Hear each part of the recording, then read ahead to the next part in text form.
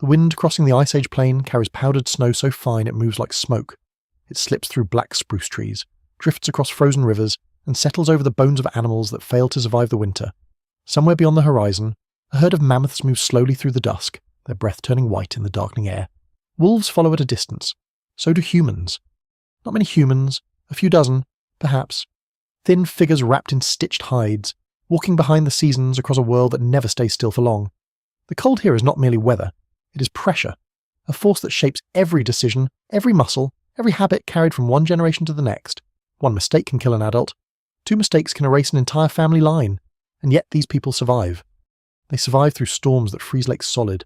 They survive volcanic winters and years of weak sunlight. They survive by crossing continents that no longer exist, following coastlines now drowned beneath the sea. Their children grow up in landscapes filled with giant predators and long stretches of hunger. Their nights are lit by fire and fear in equal measure. Most of their names vanish forever, but their bodies do not. The strange truth is that the modern human body still carries traces of this frozen world everywhere. In the way fat gathers before winter, in the way fear sharpens attention after dark, in the sudden tightening of skin during cold wind, in cravings, sleep patterns, anxiety, social bonding, endurance, and the deep discomfort of isolation. Much of what people experience every day in modern cities began as survival machinery built for a harsher Earth. The human body is not designed for comfort, it is designed for survival, and survival leaves marks. For most of human existence, warmth is uncertain, food is unpredictable, and death arrives quickly for the careless. Agriculture is still far in the future. Cities do not exist. Roads do not exist. Writing does not exist. Entire generations live and die without ever seeing more than a few hundred people. The natural world dominates everything. Humans do not control rivers, climates, or landscapes. Instead, they move through environments that can transform within a single lifetime. The Ice Age is often imagined as a permanent frozen wasteland, but the reality is stranger and far more unstable. Massive ice sheets advance and retreat across the northern hemisphere over thousands of years. Temperatures swing violently, wet grasslands become deserts, forests disappear, sea levels fall so far that enormous land bridges emerge between continents, then later they vanish beneath rising oceans. The world keeps changing, and humans must change with it. What survives in the archaeological record suggests that Ice Age people become masters of flexibility. They adapt not because they are the strongest species alive, but because they are extraordinarily good at learning, remembering, cooperating, and enduring discomfort for long periods of time. A human can suffer cold, hunger, exhaustion, grief, and uncertainty far longer than many animals. That ability becomes one of the species' greatest advantages. Before we go deeper, take a moment to like the video and subscribe, if this is the kind of history and mystery you enjoy. The strange thing is that modern humans often misunderstand their own bodies because they imagine them as products of the present. But the present is almost nothing. Modern industrial life occupies only a tiny fraction of human history. Even agriculture is extremely recent compared to the immense span of time humans spend as hunter-gatherers moving through Ice Age landscapes. For hundreds of thousands of years, evolution responds to one central question above all others. Can this body survive long enough to reproduce in a dangerous and unstable world? Not can it remain comfortable in an apartment. Not can it resist processed sugar. Not can it sit still for 10 hours each day under artificial light. The systems operating inside modern bodies were shaped for another environment entirely. Even emotions begin to look different under Ice Age conditions. Anxiety, for example, may seem irrational in a safe modern room, but heightened vigilance becomes useful in landscapes where predators, rival groups, starvation, and exposure remain constant threats. The human tendency to notice negative information more strongly than positive information may not be a flaw at all. Scholars still debate the exact balance between biology and culture. But evolutionary psychologists and anthropologists broadly agree that survival favours minds that remember danger vividly. A person who ignores rustling in the dark may not leave descendants. A person who overreacts sometimes does. The same pattern appears throughout the body. Fat storage becomes efficient because famine is common. Cravings for calorie-rich food become powerful because dense nutrition is rare. Social rejection feels painful because isolation can mean death. Sleep remains light and easily interrupted because deep unconsciousness carries risks in exposed environments. Even goosebumps tell an ancient story. In mammals with thick fur, raised hairs trap warm air close to the skin. Humans lost most body hair long ago, yet the reflex remains buried inside the nervous system, like an old survival command that no longer fully understands the modern world around it. The body remembers things the conscious mind has forgotten, and some of those memories go back astonishingly far. During the coldest phases of the last Ice Age, enormous ice sheets cover much of North America, northern Europe, and parts of Asia. Some are more than 2 miles thick. Their weight presses down on the land itself. Entire river systems shift direction. Dust storms sweep across exposed plains. Sea levels drop more than 100 meters, exposing vast territories now hidden beneath modern oceans. In many places, humans live at the edge of what seems biologically possible. Archaeological evidence from Ice Age campsites reveals lives organized around energy conservation. Every calorie matters. Animal bones are broken for marrow, fat is treasured, clothing is carefully repaired with bone needles. Firewood must be gathered constantly. Hunters travel enormous distances, sometimes following migrating herds for weeks. Injuries that seem minor today can become fatal in freezing temperatures. And yet Ice Age humans are not merely desperate survivors stumbling through endless misery. Evidence also reveals beauty, ritual, humour, and imagination. They carve figures from ivory, paint animals deep inside caves, decorate tools, bury the dead with care. The same species struggling against cold and hunger also creates symbolic worlds rich with meaning. This combination may be one of humanity's strangest adaptations of all. The human body evolves not only to survive physically, but socially and psychologically. Cooperation changes everything. A lone human is vulnerable. A coordinated group sharing knowledge across generations becomes astonishingly resilient. Grandparents matter, memory matters, stories matter. The ability to pass survival knowledge between minds becomes almost as important as strength itself. In this sense, the Ice Age never truly ends. Its pressures remain hidden inside modern biology, shaping reactions people rarely stop to examine. The panic during sudden silence at night, the comfort of warm food shared among friends, the instinctive fear of being trapped outside without shelter, the strange satisfaction of firelight, the exhaustion after prolonged uncertainty, the relief of belonging to a group. These are not modern inventions. They are echoes. And somewhere beneath layers of asphalt, glass towers, electric light, and digital screens, the old survival systems are still active, still waiting, still responding to a world that vanished thousands of years ago. A world of ice, hunger, movement, darkness, endurance, and impossible persistence. A world that made the human body what it is. The frozen plain does not remain frozen in the same way forever. That is one of the first surprises hidden inside the Ice Age story.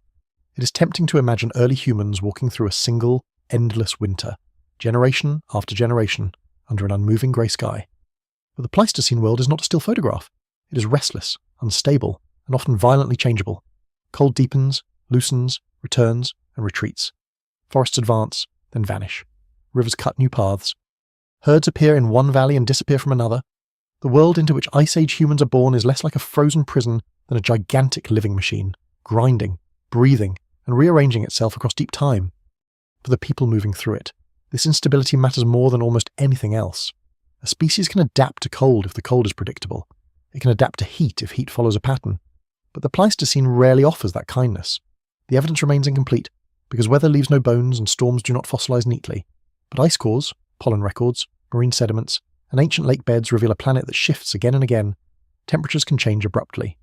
Rainfall patterns swing, animal ranges move across continents. A landscape familiar to one generation may become unfamiliar to the next. This is the world that trains the human body to expect uncertainty. The last Ice Age is only the most recent chapter in a much longer cycle of glacial and interglacial phases. For millions of years, Earth moves through rhythms shaped by orbital changes, greenhouse gases, ocean circulation, volcanic activity, and feedback loops involving ice and sunlight. When ice expands, its pale surface reflects more solar energy back into space, helping the planet remain cold. When ice retreats, darker land and water absorb more heat. These processes do not unfold like a simple switch being turned on and off. They interact in ways that are still studied today, and no single explanation fully accounts for every regional pattern. Yet the broad picture is clear during the Pleistocene. Climate becomes one of the central forces directing human evolution. At the coldest moments, ice sheets spread over huge parts of the northern hemisphere. In North America, the Laurentide ice sheet covers much of what is now Canada and pushes deep into the northern United States. In Europe, glaciers dominate Scandinavia and reach into northern plains. Mountain glaciers grow across the Alps, the Caucasus, the Himalayas, and other high ranges. Their presence changes more than temperature. They lock away water, lower sea levels. An exposed land that modern people know only from maps of the seabed. One of the most famous of these vanished landscapes is Beringia, the broad land bridge between Northeast Asia and Northwest North America. Today it lies mostly beneath the Bering Strait and nearby seas, but during low sea levels it becomes a vast cold steppe, not a narrow bridge but an entire region with grasses, shrubs, animals, rivers, and human possibility. Similar lost worlds appear around Southeast Asia, between Britain and continental Europe, and along continental shelves everywhere. People do not merely live on the continents we know today, they live on edges of the world that later drown. This matters because the Ice Age human story is partly a story of vanished geography. Many of the places where people walked, hunted, camped, buried their dead, or watched the sea are gone beneath water. Archaeologists can study caves, rock shelters, open-air camps, and ancient hearths on land, but some of the richest Ice Age coastlines are now hidden. What survives in the record suggests movement and adaptation, but it also hints at silence. There are missing chapters. Not because nothing happened, but because the evidence lies under waves. On exposed land, the environments are often unlike anything familiar today. The mammoth steppe stretching across parts of Eurasia and North America is not simply tundra and not simply grassland.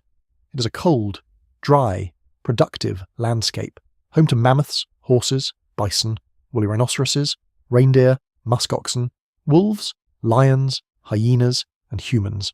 It supports enormous animals because grasses and herbs can flourish in ways that surprise modern observers. Cold does not always mean lifeless. Sometimes it means dry, open, and rich in grazing. But richness is seasonal, abundance comes and goes.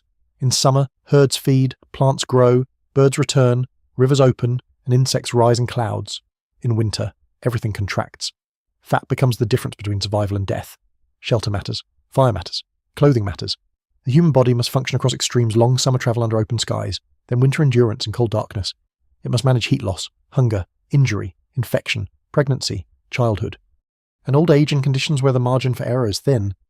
This is why the Ice Age is not only an environmental backdrop, it is a selection pressure made visible. Bodies that handle cold more efficiently have an advantage. Bodies that store energy well have an advantage. Minds that remember where herds crossed a valley 10 years earlier have an advantage. Groups that share food, protect children, care for injured adults, and preserve knowledge have an advantage. Nothing about survival depends on one trait alone. It is always a system. The surprising detail is that humans entering these worlds are not physically impressive compared with many animals around them. They do not have the fur of mammoths, the speed of horses, the teeth of wolves, or the mass of bison. Their infants are helpless for years. Their skin tears easily. Their bodies require frequent food and water. At first glance, they seem poorly suited to the Ice Age. Yet this weakness becomes deceptive, because human survival is distributed across tools, fire, memory, cooperation, and flexible behaviour. The body alone is not the whole organism. A human group is partly biological and partly technological.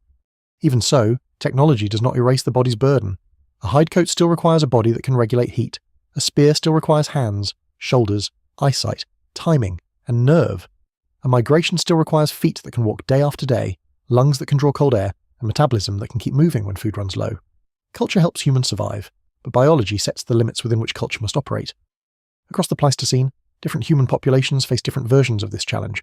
Some live near glaciers, some live in dry steppe, some occupy forests, coasts, river valleys, highlands, deserts, and tropical refuges. The Ice Age is not the same everywhere. In parts of Africa, where Homo sapiens emerges, climate instability often means shifting rainfall, expanding and shrinking lakes, changing grasslands, and periods of aridity rather than mile-thick ice. In Eurasia, cold can become a defining force. In island Southeast Asia, lowered seas reshape migration routes and expose huge land masses. Scholars still debate the exact routes, timings, and pressures that shaped each population. But the pattern is clear. Humans are repeatedly forced to solve environmental problems that no single body plan can solve perfectly. That may be the deeper lesson of being born into a glacial world. The human body does not become specialized for one narrow environment. It becomes adaptable, restless, and dependent on learning. It can sweat in heat, shiver in cold, walk long distances, heal from wounds, digest varied foods, form bonds, read faces, store fat, and imagine futures that have not yet arrived. It is not the best body for any one extreme, but it may be one of the strangest bodies for crossing between extremes. And as the ice grows across the north, pressing down continents and pulling oceans away from their shores, the people beneath those skies learn to live with a planet that refuses permanence. Their world teaches a lesson that still sits inside modern nerves and metabolism. Comfort can disappear.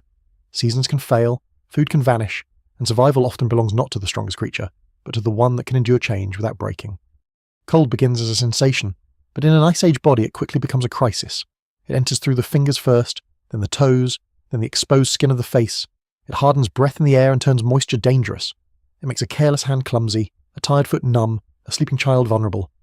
To modern people, cold is often an inconvenience managed by walls, heaters, insulated coats, and predictable shelter. To people living near the edge of glacial landscapes, cold is not an inconvenience. It is an ancient predator without teeth, patient enough to wait for exhaustion. The human body answers cold before thought fully begins. Blood vessels near the skin narrow, pulling warmth inward toward the organs. Muscles tighten. Tiny contractions ripple beneath the surface. The body begins to shiver, not as a sign of weakness, but as emergency heat production. Shivering is movement stripped down to its most basic function: burn fuel, generate warmth, stay alive. It is inefficient, uncomfortable, and exhausting. But in a freezing landscape it can buy time. Time matters. A few minutes of preserved warmth can allow a person to reach a fire. A few hours can mean surviving a storm. The evidence remains incomplete for many details of Ice Age daily life, because cold injuries rarely leave clear marks on ancient bones. But physiology gives a strong clue to what these people faced.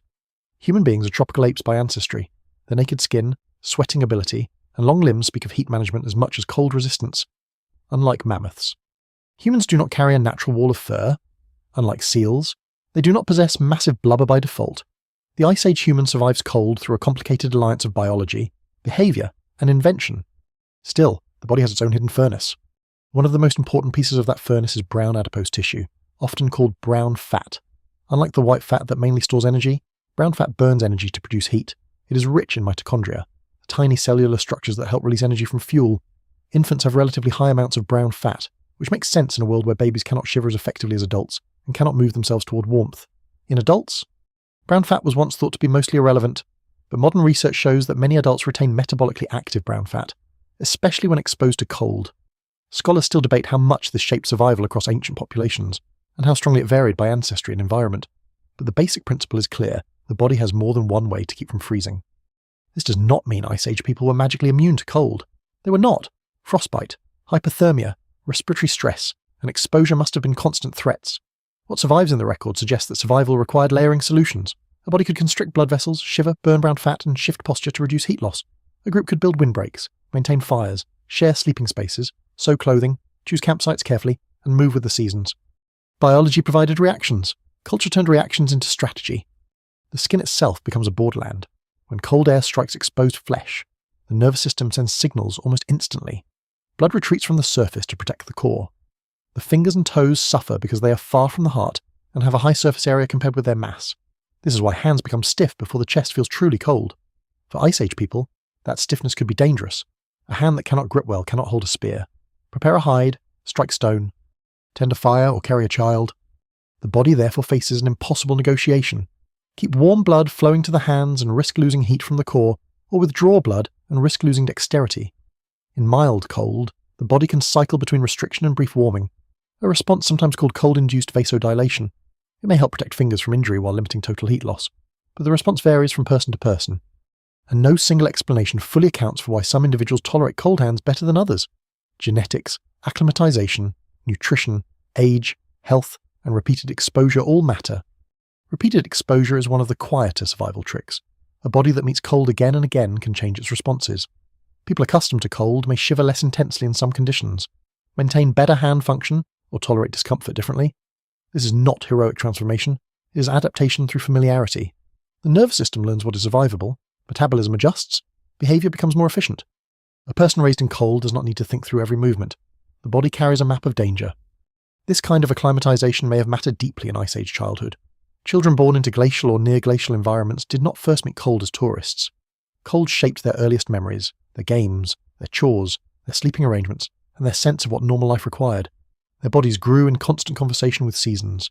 Their elders knew when wind was more dangerous than snow, when wet clothing could kill faster than dry cold, when hunger made the night colder, and when a fire needed to be protected more carefully than a tool.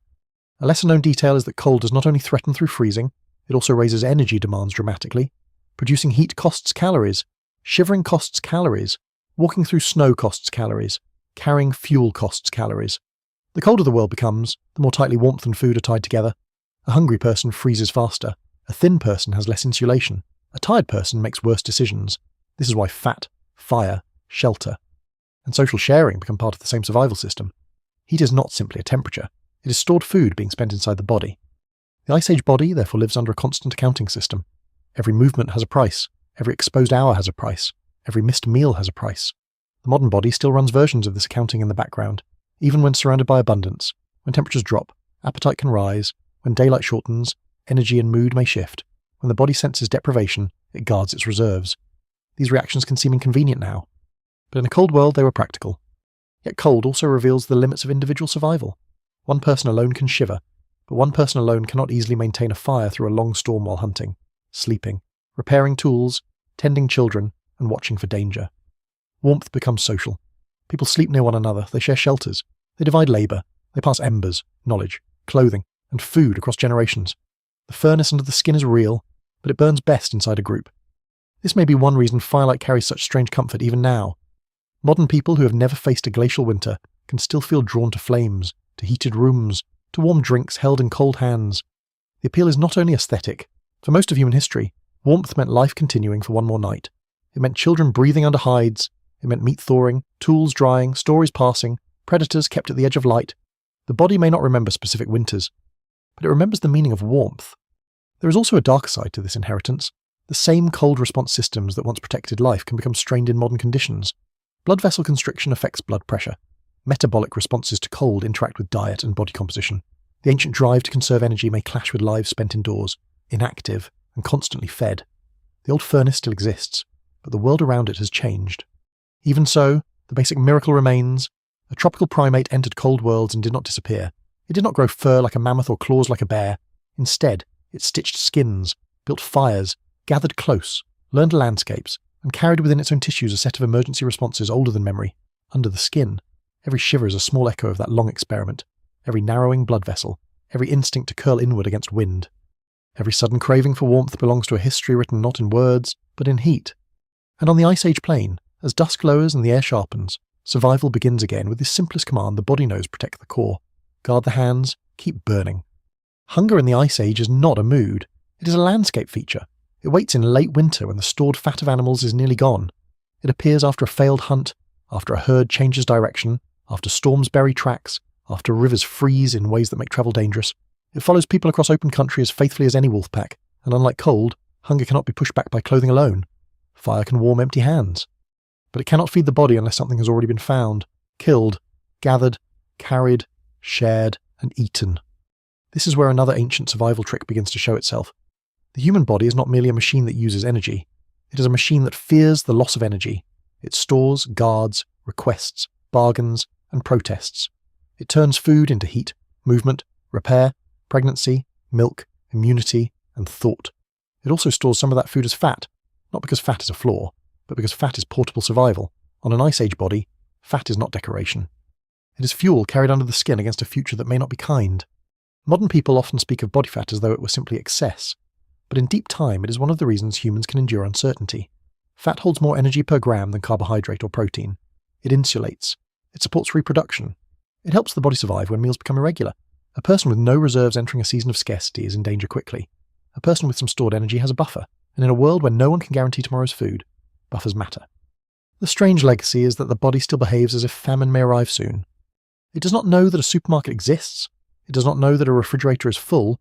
It does not know that food can be delivered through a glowing screen. The metabolic systems inside the body were shaped across ages when abundance was temporary and often seasonal. Sweetness meant ripe fruit, honey, or rare concentrated energy. Fat meant dense calories, marrow, brain tissue, animal grease, nuts, seeds, and survival through cold. Salt mattered because it was not always easy to obtain. The body learned to value these things intensely because, for much of human history, they were useful. Now they are everywhere. That mismatch is one of the great quiet consequences of Ice Age inheritance. The cravings that once helped people search for energy-rich foods now operate in environments flooded with refined sugar, processed fats, and constant availability. The body asks with an ancient voice, but the modern world answers too generously. No single explanation fully accounts for obesity, diabetes, or metabolic disease, because genetics, poverty, stress, sleep, food systems, culture, medicine, and inequality all matter.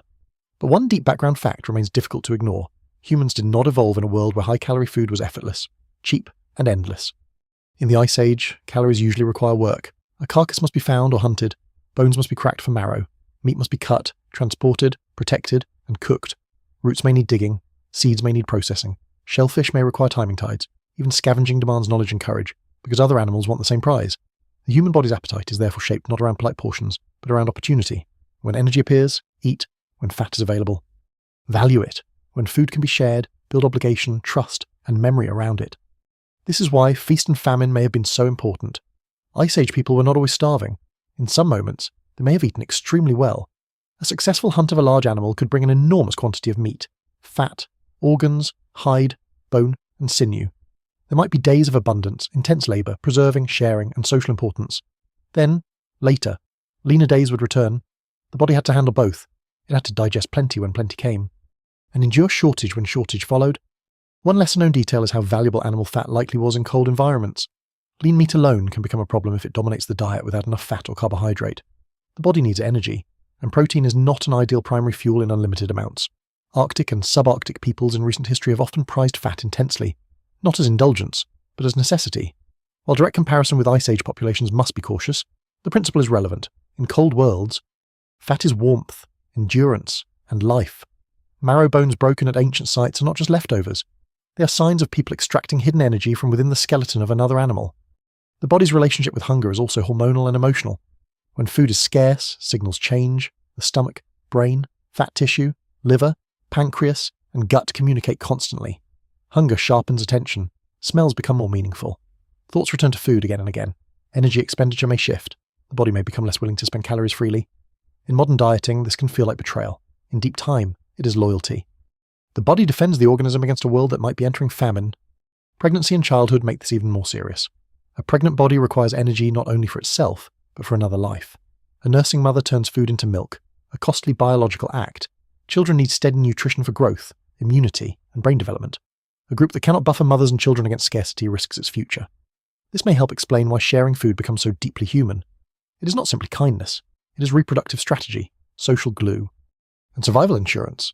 Scholars still debate exactly how food sharing worked across different Ice Age societies, because behaviour does not fossilize easily. Stone tools, cut marks, hearths, and bones can suggest but not fully reveal the social rules around meat and plants, yet ethnographic studies of hunter-gatherer groups, used carefully and without assuming all societies are the same, show that sharing often reduces risk. One hunter may fail today and succeed tomorrow. One family may have food this week and need help the next. A social system that spreads calories across a group can keep more people alive than solitary hoarding. The body, meanwhile, remembers the emotional power of food shared in safety. A warm meal among trusted people calms more than the stomach. It signals belonging, protection, and temporary relief from uncertainty.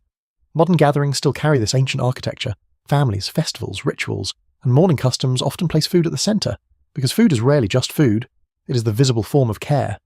But hunger also leaves harsher marks. During scarcity, the body may sacrifice long-term maintenance for immediate survival. Growth can slow, fertility can decline, immunity can weaken, wounds may heal poorly. In extreme cases, muscle is consumed for energy. The brain, demanding and expensive, must still be fed. Human intelligence is costly tissue, and keeping it alive requires metabolic commitment. The Ice Age body survives by constantly deciding what can be spent and what must be protected. This helps explain why modern stress can interact so powerfully with appetite. The ancient body links uncertainty with preparation. If the world feels unsafe, storing energy can make biological sense, even when the danger is not famine. Chronic stress, poor sleep, social insecurity, and unpredictable schedules can push old systems into modern confusion. The body may seek calorie-dense food, not because it is foolish, but because it is responding to signals that once meant danger ahead. The tragedy is that the old response can become harmful in a world of permanent abundance and constant stress. What once protected against starvation can contribute to disease. What once made sweet and fatty foods precious can make them difficult to resist. What once encouraged rest after energy expenditure can become a burden when daily life requires almost no movement at all. Yet it would be wrong to treat the Ice Age body as defective. It is astonishingly clever within the world that shaped it. It can store summer inside winter. It can turn marrow into warmth, berries into movement, meat into memory, and shared meals into alliances. It can survive misser days, uncertain hunts, and long journeys across empty ground. Hunger teaches it caution, and abundance teaches it urgency. The modern body still carries that lesson beneath every craving. It still listens for scarcity, even in bright kitchens and crowded cities.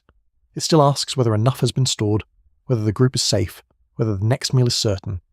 And somewhere far behind that question is the image of people kneeling beside cracked bones in the cold, searching for the last rich marrow inside, not wasting anything, because winter is long, and the body knows the truth before the mind says it aloud. Energy is life, and life must be carried forward. Movement is one of the oldest human answers to danger. When the cold deepens, move. When herds drift beyond the valley, move. When rivers change, when plants fail, when smoke from distant fires suggests strangers nearby, move. The Ice Age world rewards those who can read distance not as empty space, but as possibility. Beyond the ridge there may be reindeer. Beyond the frozen river there may be flint. Beyond the coastline there may be shellfish, shelter, driftwood, and a route no one in the group has walked before. To survive in such a world, the human body must become a travelling instrument. It is not the fastest instrument. A horse can outrun a human easily. A wolf can cover ground with terrifying efficiency. A big cat can explode from stillness with power no human can match. But humans possess a different kind of movement, stubborn, economical, repeated over hours and days. The body is built less for sudden perfection than for endurance. Long legs, spring-like tendons, arched feet, strong gluteal muscles, balanced posture, rotating torso. And the ability to breathe independently from stride all contribute to a creature that can keep going long after speed has stopped being the main question. This matters on the mammoth roads. Though the roads are not roads in the modern sense, they are migration paths, river corridors, ridgelines, coastlines, frozen flats, and memory tracks held inside human minds. Groups follow animals, but they also follow seasons, stone sources, water, fuel, and stories of places where survival has happened before. What survives in the record suggests that some Ice Age materials travelled remarkable distances from their geological origins. A tool made from stone found far away may indicate trade, exchange, seasonal movement, or social contact. The evidence remains incomplete, but it points toward a world more connected than the stereotype of isolated cave people allows. Walking is the hidden engine of that connection. The human foot is a strange masterpiece of compromise. It must be rigid enough to push against the ground, flexible enough to absorb impact, sensitive enough to read terrain, and durable enough to carry the body across stone, snow, mud, grass, and ice. The arch stores and releases energy. The big toe aligns with forward motion rather than grasping branches like an ape's foot. The heel strikes, the weight rolls, tendons load. And the body moves forward with a rhythm so familiar that modern people rarely notice the engineering beneath it. Ice Age people would have noticed when it failed. A cut foot, a twisted ankle, an infected blister, or frostbitten toes could threaten survival. Movement depended on care. Footwear, though rarely preserved, was likely essential in many cold environments. Archaeologists must often infer it indirectly from bone needles, wear patterns, climate demands, and rare preserved examples from later periods. Scholars still debate the timing and variety of early footwear, but the logic is difficult to escape. Bare human feet are vulnerable on frozen ground. A group crossing sharp stone, ice crust, or snow for long distances needs protection, and the invention of foot coverings may have been as important as many more visible tools. Movement also shapes the lungs and heart. Long travel demands oxygen delivery, temperature regulation, and fuel management. Cold air is dry and harsh. The nose warms and humidifies inhaled air before it reaches the lungs, while the respiratory system adjusts to exertion. In deep cold, breathing hard can become painful. Yet the body must keep moving, because stopping in the wrong place can be worse. A modern runner may experience endurance as sport. An Ice Age traveller experiences endurance as geography made biological. Then there is sweat, one of humanity's most paradoxical gifts. In cold settings, sweating can be dangerous because wet skin and damp clothing draw heat away from the body. But across human evolution more broadly, sweating allows endurance and heat by cooling the body efficiently. This means humans are not merely cold survivors. They are thermal negotiators, able to operate across a wider range of conditions than many mammals when aided by behaviour and technology. In warmer seasons, long-distance travel and hunting may depend on the ability to shed heat. In colder seasons, the challenge reverses avoid sweating too much, stay dry, regulate pace, preserve warmth.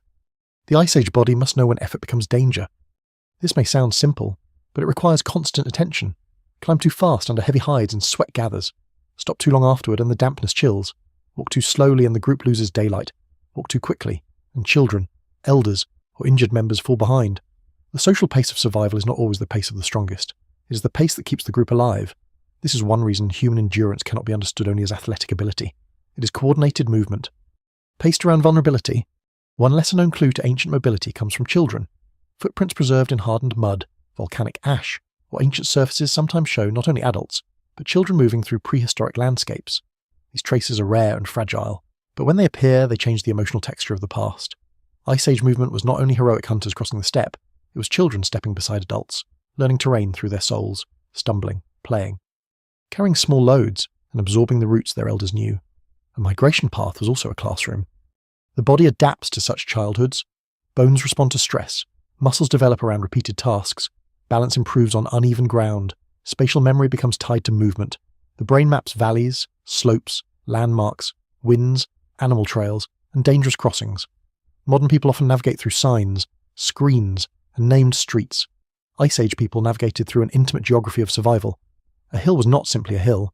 It was where reindeer appeared after first thaw, where wind cut hardest, where a person once died, where stone could be found, where water remained open late into cold season. Movement also expands the human world socially. Groups that travel can meet other groups. They can exchange mates, tools, ornaments, stories, warnings, and genes. Without such contact, small populations risk isolation. With too much conflict, contact becomes deadly. The balance must have been delicate. Archaeological finds of ornaments, pigments, and distant materials suggest networks of meaning as well as survival. A shell carried far inland, or a stone blade made from distant raw material may be a small object with a large story behind it. No single explanation fully accounts for every long-distance object found at Ice Age sites. Some may come from direct travel, some from exchange across groups, some from seasonal territories larger than modern imagination expects. But all imply movement, and movement implies bodies capable of distance. The modern body still carries this endurance inheritance, even when daily life suppresses it. Many people feel better after walking not only because exercise burns calories, but because movement fits ancient physiology. Walking regulates mood, glucose, circulation, sleep, attention, and stress. It places the body back into a rhythm older than agriculture. The mind often loosens during a long walk because for most of human history, thinking and moving were not separate activities. Problems were carried across landscapes. Plans formed under changing light. Memory attached itself to paths. Sedentary life, by contrast, is deeply strange from an evolutionary perspective. Sitting for long hours may be culturally normal now, but it is not what the body's major systems were shaped around. Muscles expect use, bones expect loading, blood flow expects contraction and release, metabolism expects regular movement through space. When the body is denied movement, old systems begin to misfire. Again, modern disease has many causes, and scholars still debate details. But the broad mismatch is clear. A body shaped for terrain now often lives in chairs. Yet movement is not only medicine, it is identity. The Ice Age human is a migratory memory-bearing creature. It survives by knowing when to leave and where to go. It carries infants, tools, embers, stories, injuries, hopes, and hunger across landscapes that can vanish beneath ice or sea. Every step is a small wager that the world ahead may be survivable. And on the mammoth roads, beneath a sky wide enough to make any human seem temporary, the body reveals one of its deepest tricks. It does not need to outrun the horse or overpower the wolf. It needs to continue. It needs to place one foot ahead of the other through cold grass, thawing mud, river fog, and snow glare. It needs to remember that survival is sometimes not a sudden victory, but the long refusal to stop moving. The hand enters the Ice Age story quietly, but nothing about human survival makes sense without it. Before the spear flies, before the hide is stitched, before firewood is stacked, before marrow is cracked from bone, the hand is already at work. It grips, twists, scrapes, lifts, binds, presses, throws, carries, and teaches. It turns thought into pressure. It turns memory into shape. In a world where teeth are not large enough, claws are absent, and skin is dangerously exposed, the hand becomes one of the great human survival tools, not because it is strong in a simple way, but because it is precise. A mammoth has mass, a wolf has jaws, a human has fingers. This sounds almost absurd until the evidence is laid out in stone. Bone, antler, ivory, sinew, hide, pigment, and ash. Ice Age sites are full of objects that began as raw material and ended as extensions of the body. Blades, points, scrapers, awls, needles, burins, spear throwers, digging sticks, hafted tools, ornaments, containers, shelters, traps, and clothing all require hands capable of delicate control. The archaeological record does not preserve everything, and wood decays, fibre disappears. Sinew rots, baskets vanish, and most of the soft technologies of the Ice Age are gone. What survives in the record suggests only a fraction of what hands were doing. That missing fraction may be enormous. Stone tools survive because stone is stubborn. It keeps the memory of impact long after the hand that struck it is dust. From these tools, archaeologists can reconstruct gestures with surprising detail, the angle of a blow, the sequence of removals, the skill required to shape a point, the planning needed to prepare a core. Toolmaking is not random smashing. It is a mental map carried through the wrist and fingers. Strike too hard and the stone breaks badly.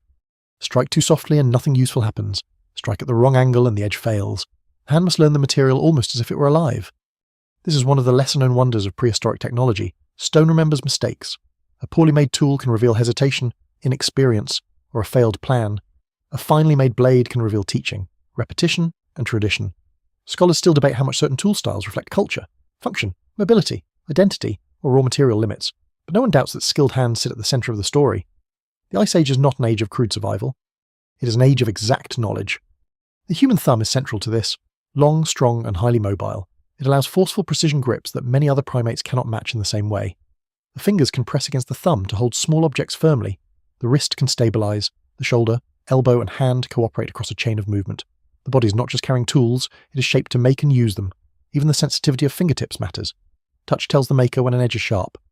When a hide is ready, when a cord is tight, when a bone needle is smooth enough not to tear the material it must pass through. Cold complicates everything.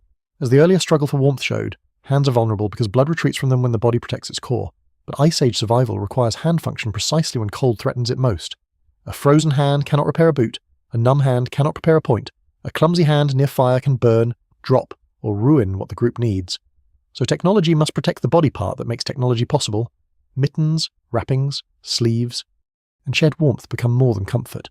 They preserve the human ability to manipulate the world. The hand also makes throwing possible, and throwing changes the balance between humans and larger animals. A thrown spear or launched projectile allows distance. Distance matters when prey can crush, gore, kick, or bite. Human throwing depends on more than the hand alone. It involves the feet bracing, hips rotating, torso twisting, shoulder storing elastic energy, elbow extending, wrist snapping, and fingers releasing at the right instant. The hand is the final gate through which stored movement becomes flight. No single explanation fully accounts for the rise of projectile technology in every region, and the timing varies across places and tool traditions. But once humans can reliably wound or kill at a distance, the body's weakness becomes less decisive. The hand creates a longer body, a body that can touch danger from beyond reach. Later devices such as spear throwers extend this even further, acting like artificial limbs that multiply force and range. Such objects are not merely tools. They are anatomy outside the skin. Sewing may have been just as revolutionary as hunting weapons, though it appears less dramatic. A needle is small, easily overlooked, and quieter than a spear point. Yet in cold environments, the ability to pierce hides and join them into fitted clothing can transform where humans can live. Loose skins help, but tailored garments trap heat more effectively, allow movement, and protect against wind. Making them requires scraping hides, softening them, cutting pieces, twisting thread or sinew, piercing holes and drawing seams tight. Every step depends on hand skill passed across generations. The evidence remains incomplete, because early clothing rarely survives. But bone needles from Ice Age contexts show that some groups developed fine sewing technologies tens of thousands of years ago. This is a surprising detail because the needle seems so ordinary now, yet it may have helped open cold worlds as surely as fire did. A person wrapped in sewn clothing is not biologically the same as a naked primate in the snow. Culture has become a second skin. Hands build shelters too, and shelters are bodies made of landscape, a frame of wood, mammoth bone, antler or stone, a covering of hide or turf, a hearth placed with care, an entrance turned away from the prevailing wind, storage areas protected from scavengers, sleeping places arranged around warmth. The exact forms vary widely, and archaeologists debate many reconstructions, especially where remains are fragmentary, but the need is clear. The Ice Age hand does not only make objects, it rearranges space. It also makes symbols, fingers grind pigment, carve lines, shape beads, polish ivory, and press marks onto cave walls. These acts may not feed the body directly, but they feed the social and imaginative world that keeps groups together. A carved figure, a painted animal, a pierced shell, or a patterned tool can carry identity, memory, teaching, ritual, or beauty. Scholars still debate the meanings of Ice Age art, and many interpretations remain uncertain. But the existence of such art shows that the same hands scraping hides against hunger also reach beyond immediate survival. This matters because human hands do not belong only to utility. They belong to relationship. They hold infants. They tend wounds. They groom hair. They divide food. They guide a child's fingers around a tool. They touch the dead before burial. They gesture across distance, before writing, before formal maps, before machines. The hand is a language of care and instruction. Survival in a hard world depends not only on what the hand can make, but on what it can pass on. Modern hands still reveal this inheritance. They are restless when idle. They seek texture, warmth, and contact. They shape tools, tap screens, prepare food, repair objects, and express emotion almost before words arrive. A person deprived of meaningful hand use often feels a peculiar unease, as though some old circuit has been left open. The modern world has changed the materials, but not the ancient partnership between hand and mind. There is a quiet contradiction here. Human survival is often described as a triumph of the brain, and in one sense it is. But the Ice Age brain could not survive as an isolated organ of thought. It needed fingers capable of making thought physical. Intelligence without manipulation would have remained trapped inside the skull. The hand released it into stone, hide, bone, flame, and shelter. On the cold plain, then, the human body survives not by becoming less vulnerable, but by becoming more inventive around vulnerability. It cannot grow fur quickly enough, so hands sew fur from other animals. It cannot bite like a wolf, so hands shape points. It cannot sleep safely in open wind, so hands build walls from what the land provides. It cannot remember everything alone, so hands make marks, ornaments, and objects that carry memory outward. Every tool is a confession of weakness and a declaration of power. And perhaps that is why the hand still feels so deeply human. It is where need becomes skill. It is where hunger becomes a blade, cold becomes a seam, fear becomes a spear, grief becomes a burial, and imagination becomes a mark on stone. In the Ice Age, hands did not merely help humans survive the hard world, they helped create the human world inside it. Fire changes the night before it changes anything else. Out beyond the ring of light, the Ice Age world remains enormous, cold, and full of listening animals. The dark belongs to wolves, lions, hyenas, bears, and the small sounds that make human muscles tighten before the mind has chosen a name for them. But inside the glow, the rules are different. Faces appear, hands work longer, meat softens, children sleep closer to warmth, smoke rises into air that might otherwise freeze exposed skin. Fire does not remove danger, but it draws a boundary around the human group and tells the darkness that this place has been claimed. Few inventions feel more ancient than fire, and yet its story is complicated.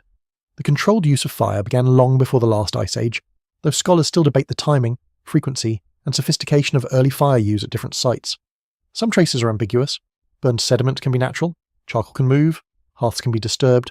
The evidence remains incomplete, but by the time humans are living through the later Ice Age, fire is not a curiosity. It's part of survival itself. It warms, but warmth is only the beginning. Fire turns raw food into something easy to chew and digest. Cooking breaks down plant tissues, softens meat, reduces some pathogens, and can increase the energy the body obtains from certain foods. This matters because digestion is expensive. A body that spends less effort chewing tough raw material and processing difficult food can redirect energy elsewhere. Some researchers argue that cooking played a major role in human evolution by helping support large brains and smaller guts. Though details remain debated, what is difficult to deny is that fire transforms the relationship between food and the body. It moves part of digestion outside the stomach and into the hearth. In an Ice Age camp, this is no small thing. Frozen meat can be thawed, bones can be heated and cracked, tubers and tough plants can be made safer or more useful, fat can be rendered, smoke can help preserve food, though preservation methods likely varied widely and do not always leave clear evidence. A successful hunt becomes more than immediate eating, it becomes planning. Fire allows people to stretch time, and stretching time is one of humanity's great survival tricks. It also changes the mouth. The human face, teeth, and jaw do not tell a simple story, and no single explanation fully accounts for every anatomical shift. But softer cooked foods likely contribute to the long trend toward less massive chewing structures compared with earlier hominins. The modern body, with its relatively small teeth and delicate jaw beside many earlier relatives, carries traces of a species that increasingly uses tools and heat to prepare food before it enters the mouth. A cooked meal is not only culture, it is a biological partnership. Fire also gives back hours stolen by darkness. In winter, night can dominate the day. Without artificial light, human activity is constrained by sunset, weather, moonlight, and danger. A hearth extends the useful evening. Around it, people repair tools, scrape hides, make cords, shape points, tend children, and share information. The firelit evening may have been one of the great classrooms of prehistory. Skills that take years to master can be taught while the wind presses against shelter walls. A child watches the angle of a stone strike. A young hunter listens as older adults describe animal movements. Someone remembers a river crossing. Someone else recalls a death that should not be repeated. This is where fire becomes social technology. The human body is not only kept alive by calories and heat, it is regulated by other humans. Around fire, faces are visible after sunset, expressions can be read, trust can be built, conflicts can be softened or sharpened. Stories can hold attention in a way daylight labour does not always allow. Scholars still debate how far back complex storytelling goes, because stories leave no fossils. But the conditions that encourage it are ancient darkness, shared attention, safety within danger, memory worth preserving, and minds built to turn events into meaning. A lesser-known detail is that fire may have altered sleep. In a cold and dangerous landscape, sleep is never simply unconsciousness.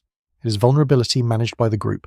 Firelight, warmth, smoke, and social watchfulness may have helped humans sleep in safer clusters, though not necessarily in the long uninterrupted blocks many modern people imagine as natural.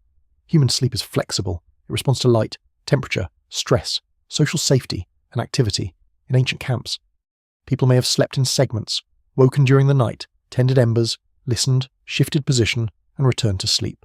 The modern frustration of waking at night may not always be a malfunction. In some contexts, it may echo an older pattern of lighter, watchful rest. Fire produces comfort, but also labour. It must be fed constantly. Wood, dung, bone, peat, or other fuels must be gathered depending on environment. In treeless landscapes, fuel can be precious. A fire that dies at the wrong moment may mean cold food, frozen hands, darkness, and danger. Maintaining flame requires planning and discipline. Embers may need to be carried between camps. Dry fuel must be protected from wet weather. Children must learn both attraction and caution, because fire saves. Burns and destroys with the same indifference. The body learns fire through the senses, the sting of smoke in the eyes, the dry heat on the face while the back remains cold, the smell of fat dripping into flame, the reflexive pull of hands toward warmth. Even now, modern humans often find fire mesmerizing. The attraction is not mysterious when seen across deep time. For countless generations, flame meant more than beauty. It meant survival, concentrated in one trembling place. Fire may also have helped defend against predators, though it was not a magic shield. Large carnivores are cautious, but hunger can make animals bold. A hearth, noise, group presence, and smoke together may have reduced risk. More importantly, fire allowed humans to occupy darkness with greater confidence. The night became less completely surrendered to other species. This psychological shift is difficult to measure archaeologically, but it may have been profound. A creature afraid of the dark becomes a creature that can gather inside light. The relationship between fire and the immune system is more complex. Cooking can reduce exposure to some parasites and pathogens, but smoke inhalation carries costs. Ancient hearths inside poorly ventilated shelters could irritate lungs and eyes. Soot can mark ceilings and bones. The same fire that protects can harm. This is a recurring pattern in human adaptation. Survival tools rarely come without trade-offs. The body accepts smoke because freezing, starvation, and darkness are worse. Fire also changes landscapes. Repeated burning can clear areas, drive animals, encourage certain plant growth, reduce pests, or maintain open habitats, depending on region and practice. The extent of Ice Age landscape burning by humans remains debated, and it would be wrong to imagine all prehistoric people managing land in the same way. Yet human fire use eventually becomes ecological power. The species that once huddled beside flame begins, slowly and unevenly, To carry fire across the earth as a way of reshaping environments. Inside the body, the legacy remains intimate. Warm food still comforts in a way raw calories often do not. Evening light still gathers people. The smell of smoke can feel ancient even to someone raised far from wilderness. Shared meals still calm the nervous system. A kitchen stove is a descendant of the hearth, though domesticated, enclosed, and stripped of much of its danger. Modern people may eat under electric bulbs, but the emotional architecture is older heat, food, faces, safety. And a pause in the day's uncertainty. There is also the deep connection between fire and time. Fire allows humans to plan beyond immediate hunger. It lets them preserve, cook slowly, harden wooden points, process materials, and gather after dark. It creates a centre. A camp without fire is just a place where bodies stop. A camp with fire becomes a temporary human world. On the Ice Age plain, as darkness thickens and temperatures fall, the hearth is both fragile and commanding. Around it sit people whose bodies still belong partly to warm ancestral climates, yet who have learned to carry heat into cold worlds. Their hands extend toward flame, their food changes in the coals, their eyes reflect orange light. Beyond them, unseen animals move through the dark. But for a while, the group remains gathered inside a circle of warmth made by skill, memory, and attention. The fire inside the human story is not only the flame itself, it is the way that flame enters the body as cooked food, enters the mind as shared memory, enters the night as protection, and enters evolution as a quiet force reshaping what humans can become. Long after the embers fade, the body still remembers the bargain feed the fire, and the fire will help feed the future. Clothing begins where skin fails. The human body can shiver, narrow blood vessels, burn stored fuel, and curl inward against the wind. But there is a limit beyond which biology alone cannot go. A naked human in deep cold is not a heroic animal. It is an animal in trouble. The Ice Age does not forgive exposed skin for long, and the farther people move into cold, dry, wind-cut landscapes, the more survival depends on a second skin made by hands. This second skin rarely survives. That is one reason clothing is so easy to underestimate in ancient history. Stone points endure. Cave paintings remain. Mammoth bones can lie in frozen ground for tens of thousands of years. But hide, fur, sinew, plant fibre, bark, feathers, and leather usually vanish. They decay, burn, rot, or disappear into soil until only indirect traces remain. What survives in the record suggests the missing world must have been far richer than the visible one. A bone needle may look small in a museum case, but behind it stands an entire technology of scraping, softening, cutting, fitting, stitching, repairing, and wearing. The needle is one of prehistory's quiet revolutions. Loose hides can protect a person, but fitted clothing changes everything.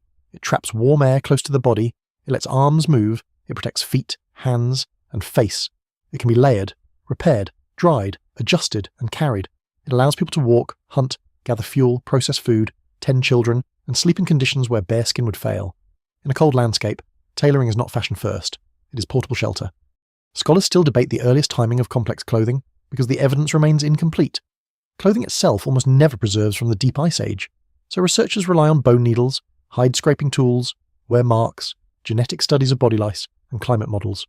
Body lice are a strange clue because they live in clothing, and their evolutionary history may help estimate when humans began wearing garments regularly. Such estimates remain debated. But the broader point is clear by the later Ice Age.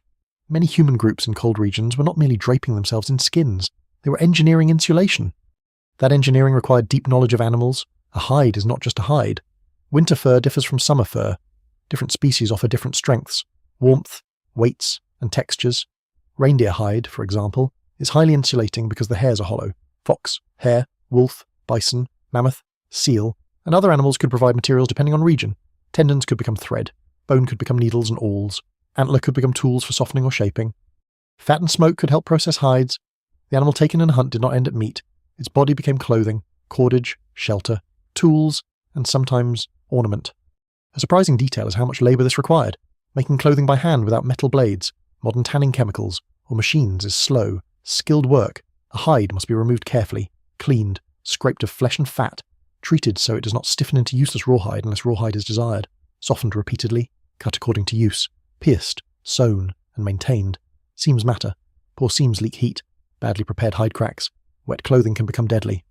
A torn boot in freezing weather is not a wardrobe problem. It is a survival emergency.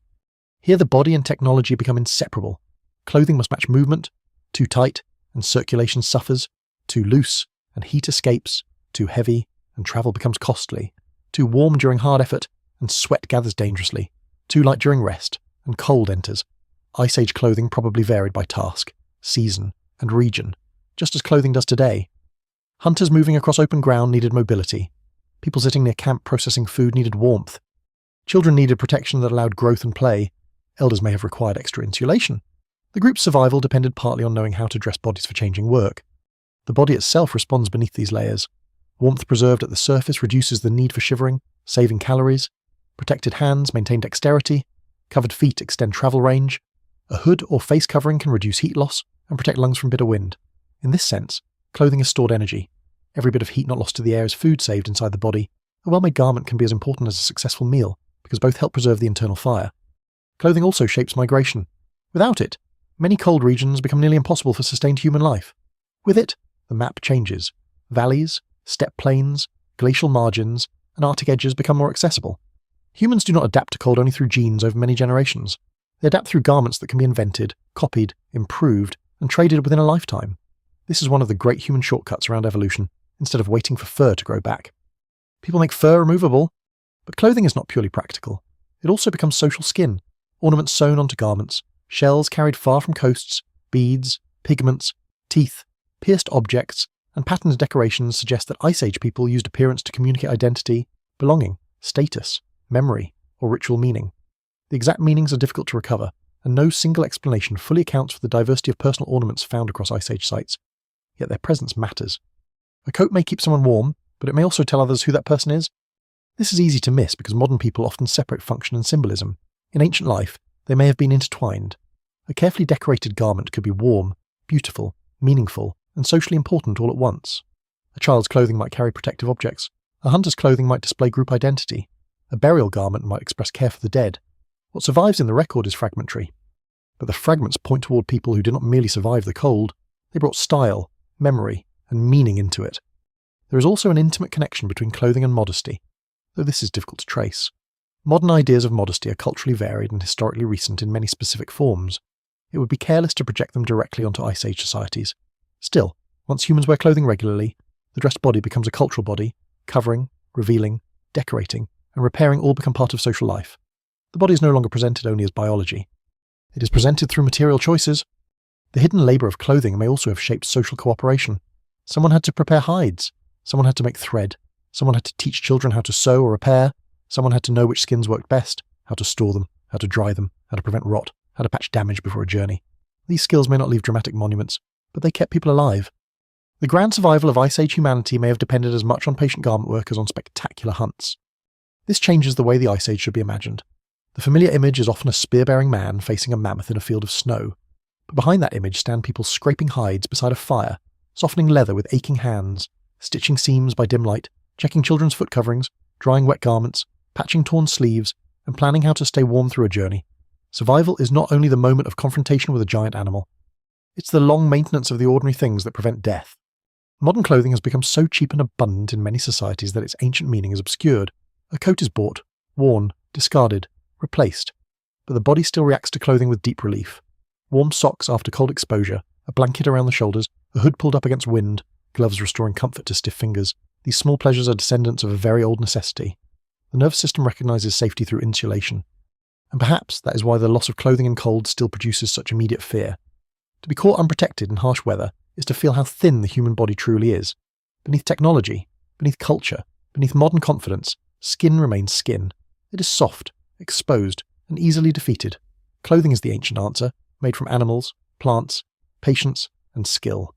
On the Ice Age plain, the people moving through snow are not simply wearing hides, they are wearing knowledge. Every seam carries remembered winters. Every repaired boot carries the shape of previous journeys. Every fur-lined hood carries the fact that someone understood wind before the child inside it ever did.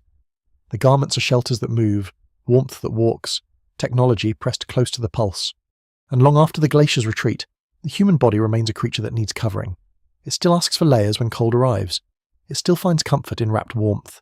It still lives inside a second skin whose oldest purpose was not vanity, but survival at the edge of the possible. No human body survives the Ice Age alone for very long. It can store fat, shiver, walk, throw, sew, and warm itself beside fire. But all of those tricks weaken when the individual is cut away from the group. A lone person can make a tool, but cannot easily hunt, guard a camp, carry an injured child, maintain fire, find fuel, repair clothing, remember distant routes, and sleep safely through the same night. The Ice Age does not merely shape muscles and metabolism, it shapes dependence. This dependence is not failure. It is one of the most powerful survival systems humans ever developed. A human group is a strange kind of animal. It has many eyes, many memories, many hands, and many overlapping lifetimes. One person remembers where stone could be found, another knows how to soften a hide without ruining it, another reads animal tracks after snowfall, another calms frightened children, another carries stories of a valley crossed years earlier. The group becomes larger than the sum of bodies around the fire. It becomes a living archive. In harsh environments, knowledge is as valuable as strength. A young adult may run faster than an elder, but an elder may remember a drought, a failed migration, a dangerous river crossing, or the season when animals came late. What survives in the record cannot capture all of this, because spoken memory leaves no direct fossil. Yet the survival of humans through unstable Ice Age worlds strongly suggests that information passed across generations mattered enormously. Landscapes change too quickly for instinct alone, and too slowly for each individual to rediscover everything from nothing. This may be one reason human childhood is so long. Children are biologically expensive. They need protection, feeding, teaching, and patience for years. At first glance, this seems like a disadvantage in a dangerous world, but a long childhood also creates time for learning. A child can absorb tool-making, plant knowledge, animal behaviour, social rules, routes, dangers, songs, gestures, and the emotional grammar of the group. The human brain develops inside culture, not apart from it. Ice Age survival is therefore not only inherited through genes, it is inherited through attention. The social survival machine begins at birth. Human infants arrive helpless compared with many mammals. They cannot cling well enough to manage alone, cannot walk, cannot feed themselves, and cannot regulate danger. This helplessness is risky, but it is tied to a larger evolutionary bargain involving big brains, social care, and flexible learning. Mothers matter intensely, but mothers alone may not have been enough. Fathers, grandparents, older siblings, aunts, uncles, unrelated allies. And the wider group could all contribute in different ways. Scholars still debate the details of cooperative breeding in human evolution, but the general pattern is clear: human children often survive through networks of care. This network leaves emotional traces in modern bodies. Social separation hurts because, in deep time, separation could kill. Loneliness is not merely sadness, it is an alarm system. The body responds to isolation with stress because being alone once meant less protection, less food security, fewer shared memories, and greater danger during injury or illness. Modern loneliness can occur in crowded cities, which makes the alarm feel confusing, but the system itself is ancient. The nervous body asks a simple Ice Age question: where is the group? Food sharing strengthens this system. A successful hunt is not only a pile of meat, it is a test of relationships. Who receives the best fat? Who is remembered from the last lean week? Who cares for the sick? Who feeds children whose parents failed to find food? Rules around sharing are difficult to reconstruct directly, and no single explanation fully accounts for all prehistoric societies. Yet across many small-scale societies known from ethnography, sharing reduces risk and builds obligation. It turns uncertain hunting into a wider safety net. The surprising thing is that generosity can be practical. A person who gives food today may live tomorrow because someone else returns the favour. A skilled hunter who shares can gain reputation, allies, mates, and influence. A group that hoards too narrowly may fracture under pressure.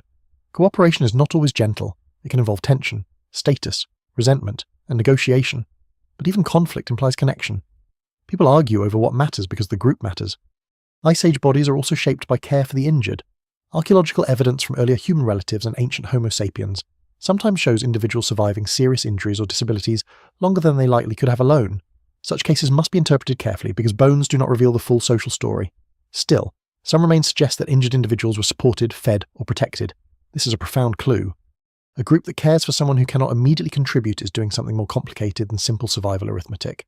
It is building a world in which memory, attachment, and identity matter. The body responds deeply to such care. Touch lowers fear. Warmth shared between bodies reduces cold stress. Familiar voices calm children.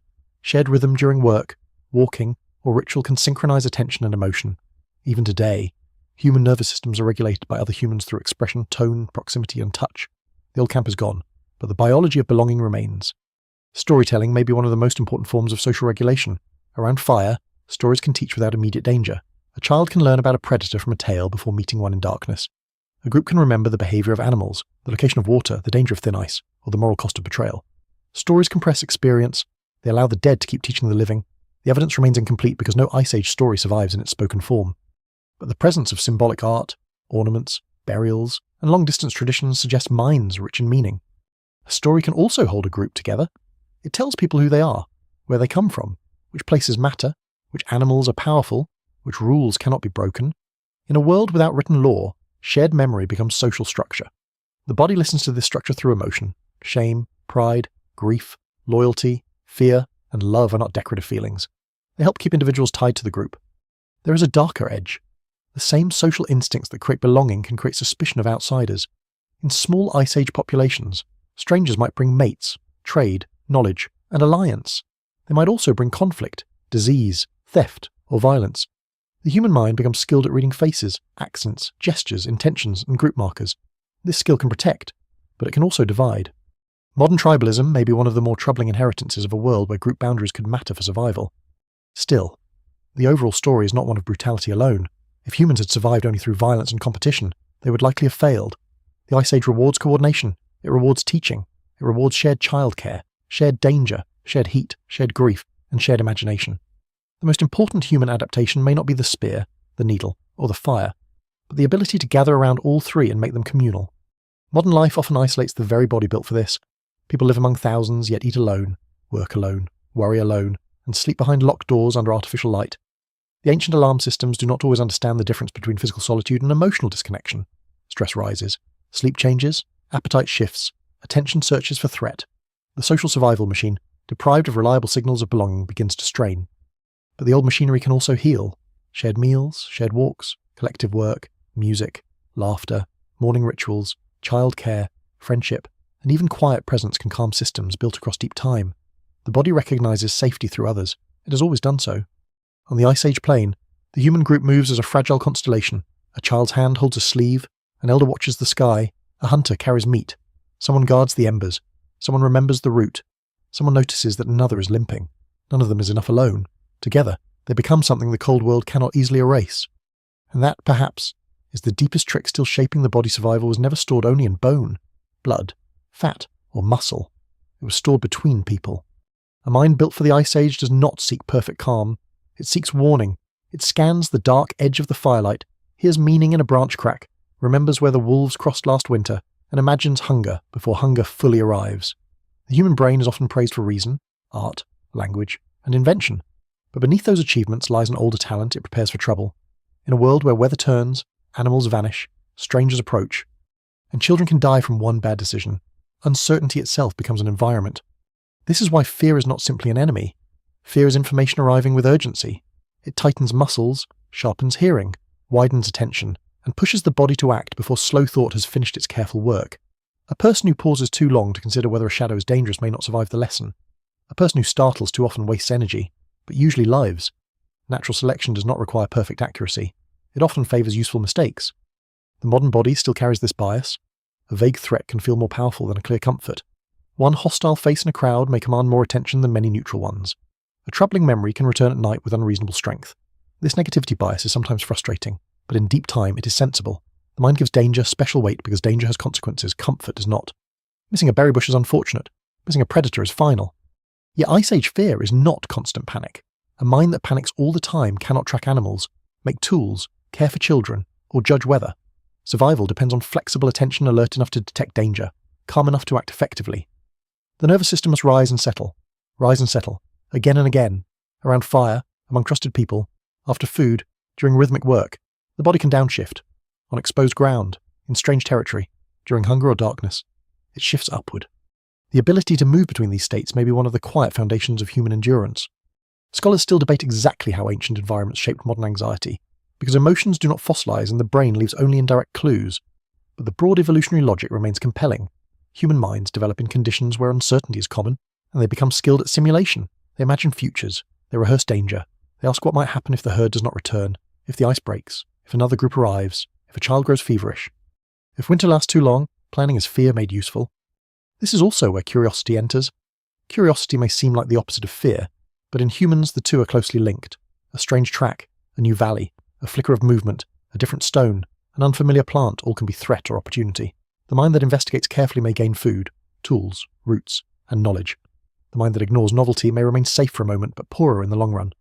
Ice Age survival rewards cautious curiosity approach. Study, remember, test. And teach. Pattern seeking grows from the same root.